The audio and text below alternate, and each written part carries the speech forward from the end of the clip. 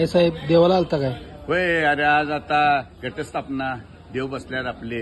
मग आपलं ग्रामदेवत कपिलेश्वर आई अंबाबाईला हीच प्रार्थना करा आलोय की चांगली सर्वांना चांगली बुद्धी दे, माझं सुंदर कोल्हापूर होऊन दे.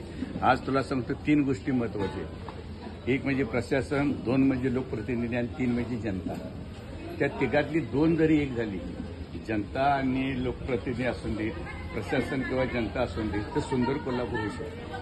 आज मी बघायला आलोय, तुला सांगतो आज मुश्रीफ साहेब कुठले ते शाहू कुठल्याचा दवाखाना काय तर त्यासाठी हजारो कोटी रुपये मंजूर केले. तर माझं त्यांना एक रिक्वेस्ट आहे, विनंती आहे.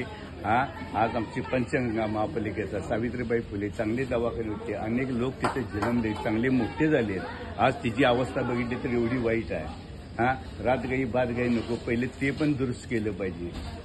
आज तुम्हाला सांगतो आमदार खासदार खरे सेवक ते येईल. आज तुम्हाला सांगतो नगरसेवकाला काय हात आहे, नगरसेवक म्हणजे मुकादमा, नगरसेवक हातात काय नाही आहे. आम्ही बघितले सगळे 5 आणि 10 लाख बजेट असते. आज सुंदर कोल्हा आमदार खासदारांच्या हातात असते. आज नुसतं नगरसेवकाला गटार का ड्रेनेज तुंबले, हे तुंबले, ह्यो पाडा तो पाडा, हीच काम आहे. पण खरं बजेट आणा विकास करायचा झालं तर आमदार खासदारांच्या हातात असतं. आज तुम्हाला खरी वरनं जर पैसा मंजूर करून घ्यायचा असतात आणि आज आता आपल्या नशिबानं हजारो कोटी मिळाल्या, पण कुठं आहे, कुठलं काम सरळ आहे, सगळी कामं अपुरी आहेत. आणि पूर्वीची जी लोकांनी आज आता महापालिकेचे दवाखाने शाळा बघितली ना काय परिस्थिती आहे. किती चांगली होती, काय किती चांगल्या सुविधा होत्या. आज ते सोडायचं आणि पळतेच्या मागे लागायचं, ही चुकीचं चाललं.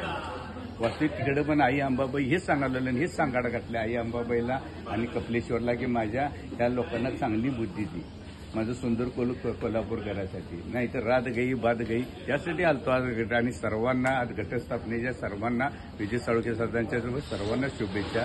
आणि एवढंच आई अंबाबाई आमचं माझं एवढंच मत आहे की माझ्या ह्या लोकांना चांगली बुद्धी द्या, सुंदर माझं कोल्हापूर चांगलं होऊन दे. शाहू नगर आहे, शाहू महाराज. जय हिंद, जय महाराष्ट्र. कसं काय